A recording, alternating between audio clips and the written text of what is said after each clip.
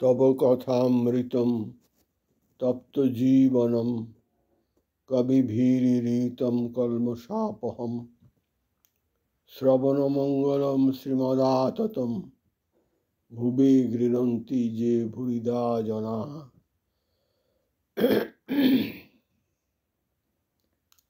শ্রী শ্রী রামকৃষ্ণ কথামৃত পাঠ। আজকে 29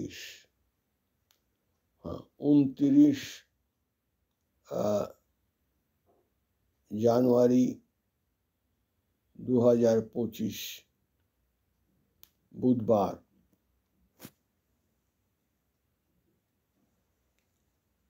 আমার মনে আছে যতদিন দুর্গাপুরে ছিলাম, চাকরি করতাম সেন্ট্রাল মেকানিক্যাল ইঞ্জিনিয়ারিং রিসার্চ ইনস্টিটিউটে 31 বছর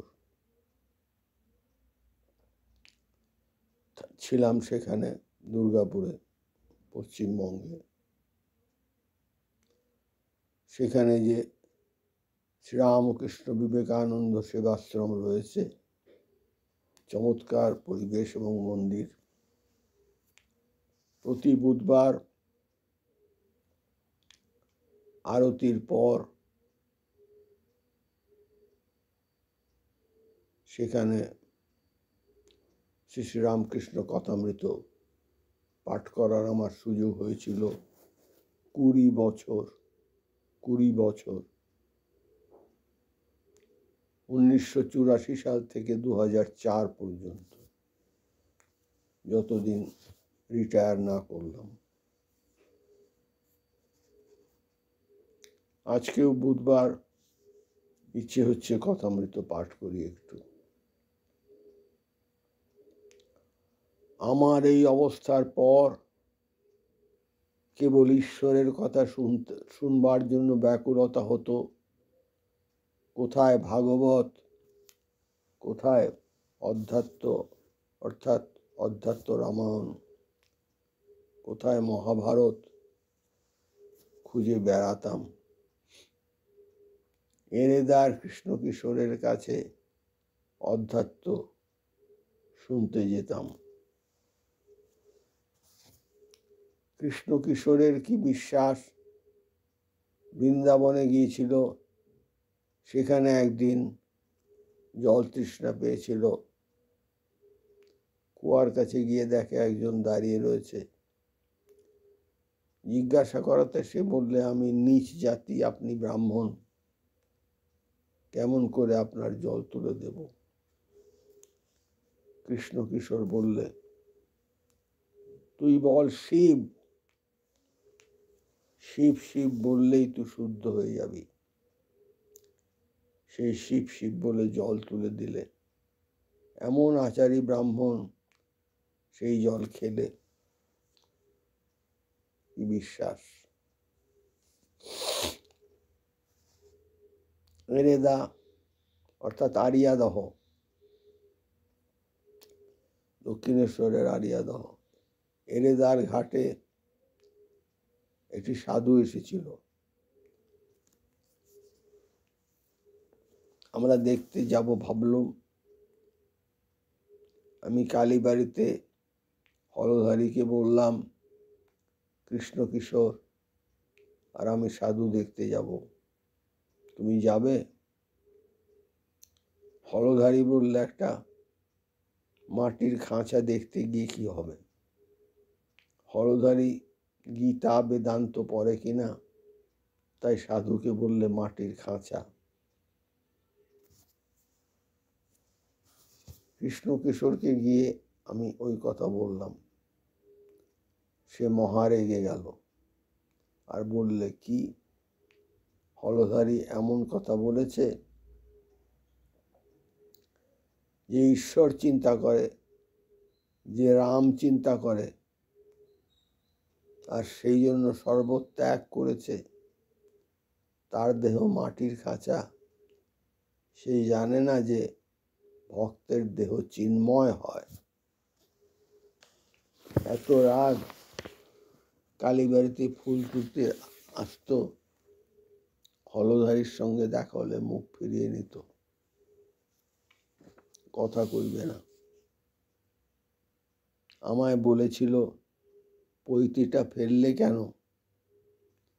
যখন আমার এমন অবস্থা হলো, তখন আশ্বিনের ঝড়ের মতো একটা কি এসে কোথায় কি উড়িয়ে নিয়ে লয়ে গেল। আগেকার চিহ্ন কিছুই রইল না, হুঁশ নাই। কাপড় পরে যাচ্ছে, তা পইতে থাকবে কেমন করে? আমি বললাম, তোমার একবার উন্মাদ হয় তাহলে তুমি বোঝো। তাই হলো। তার নিজেরই উন্মাদ হলো। তখন সে কেবল ওম ওম বলতো, আর এক ঘরে চুপ করে বসে থাকতো। সকলে মাথা গরম হয়েছে বলে কবিরাজ ডাকালে। নাটাগড়ের রাম কবিরাজ এলো। কৃষ্ণ কিশোর তাকে বললে, ওগো, আমার রোগ আরাম করো, কিন্তু দেখো যেন আমার ওঙ্কারটি আরাম করো না। সকলের হাস্য। একদিন গিয়ে দেখি, বসে ভাবছে। জিজ্ঞাসা করলাম, কি হয়েছে? বললে, ট্যাক্সওয়ালা এসেছিল, তাই ভাবছি। বলছে, টাকা না দিলে ঘটি বাটি বেচে লবে। আমি বললাম, কি হবে ভেবে? না হয় ঘটি বাটি লয়ে যাবে। যদি বেঁধে লয়ে যায়, তোমাকে তো লয়ে যেতে পারবে না, তুমি তো গো। নরেন্দ্রাদির হাস্য। কৃষ্ণকিশোর বলতো, আমি আকাশবৎ। অধ্যাত্ম পড়তো কিনা, অর্থাৎ অধ্যাত্ম রামায়ণ।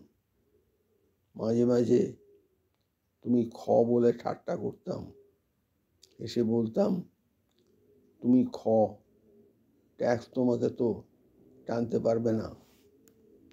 উন্মাদ অবস্থায় লোককে ঠিক ঠিক কথা, হক কথা বলতুম। কারুকে মানতাম না। বড় লোক দেখলে ভয় হতো না। যদু মল্লিকের বাগানে যতীন্দ্র এসেছিল, আমিও সেখানে ছিলাম। আমি তাকে বললাম, কর্তব্য কি? ঈশ্বর চিন্তা করাই আমাদের কর্তব্য কিনা? যতীন্দ্র বললে, আমরা সংসারী লোক, আমাদের কি আর মুক্তি আছে? রাজা যুধিষ্ঠিরই নরক দর্শন করেছিলেন। তখন আমার বড় রাগ হলো। বললাম, তুমি কিরকম লোক গা? যুধিষ্ঠিরের কেবল নরক দর্শনই মনে করে রেখেছ।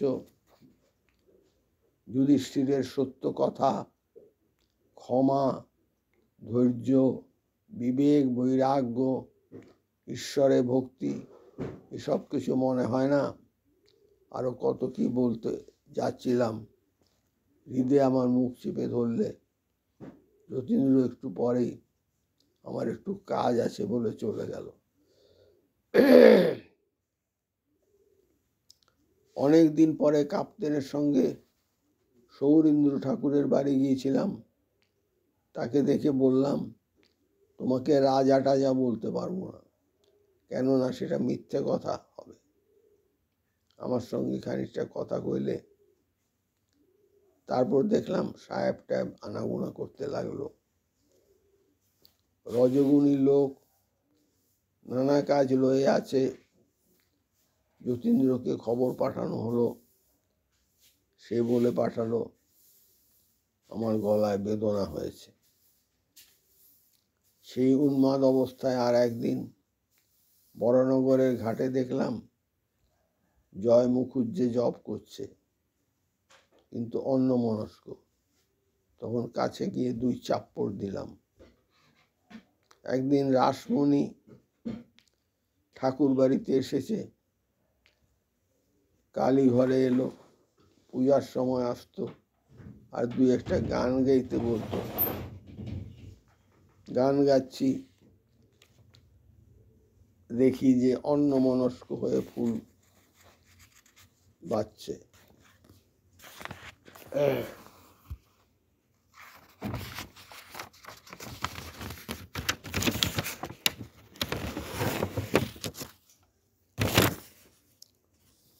দুই চাপড়।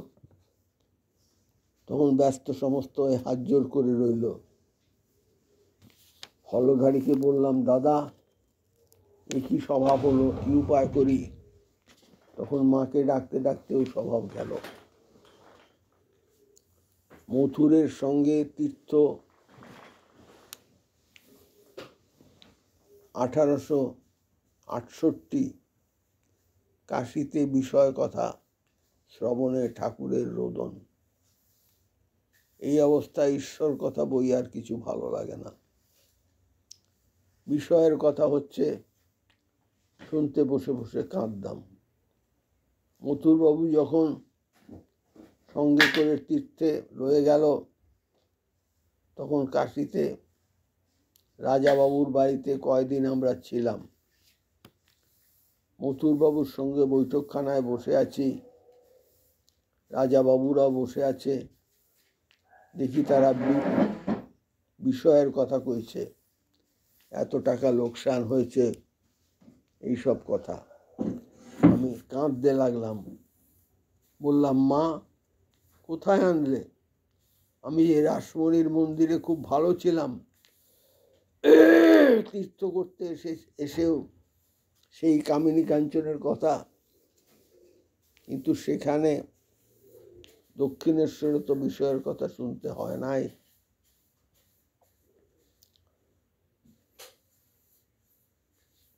নরেন্দ্র আবার গাহিলেন, সত্যম শিবম সুন্দর রূপ ভাতি হৃদি মন্দিরে, নিরখি নিরখি অনুদিন মোরা ডুবিব রূপ সাগরে।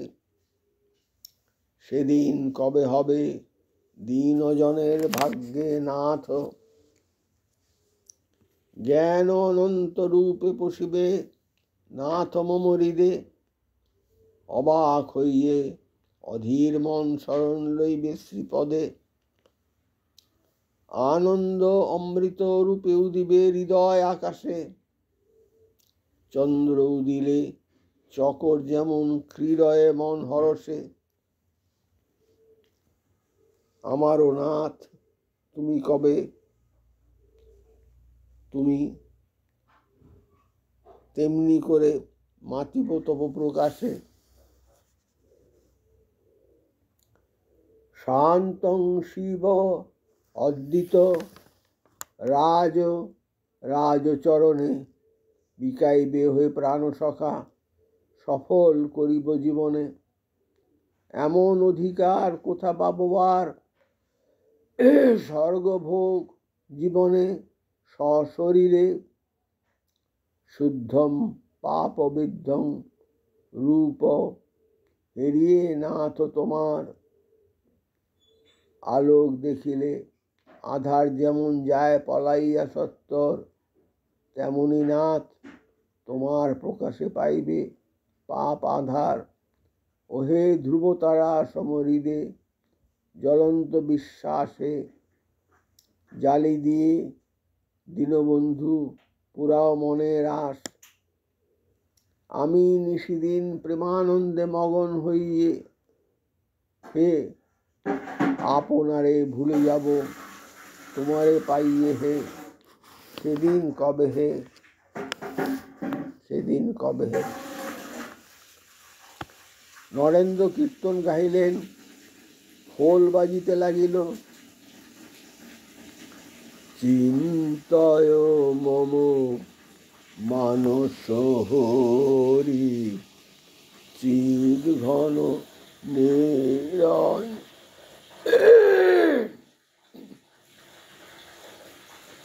চিন্তয় মম মানস হরি, চিদ ঘন নিরঞ্জন। কিবা অনুপম ভাতি মোহন মূরতি, ভকত হৃদয় রঞ্জন। চিন্তয় মম মানস হরি। নবরাগে রঞ্জিত কোটি শশী বিনিন্দিত, কিবা বিজলি চমকে, সেরূপ আলোকে পুলকে শিহরে জীবন। হৃদি কমলাসনে ভাব তার চরণে, দেখো শান্ত মনে প্রেম নয়নে অপরূপ প্রিয় দর্শন। চিদানন্দ রসে ভক্তি যোগাবেশে হও হে চির মগন। চিন্তয় মম মানস হরি চিদঘন নিরঞ্জন। নম শ্রী জ্যোতিরাজায় বিবেকানন্দ সুরয়ে সচ্চিৎ সুখ স্বরূপায় স্বামিনে তাপহারিণে। যথাগ্নে দাহিকা শক্তি রামকৃষ্ণে স্থিতা হি যা। সর্ববিদ্যা স্বরূপাং তাং শারদাং প্রণমাম্যহম। নম শ্রী রামকৃষ্ণার্পণমস্তু।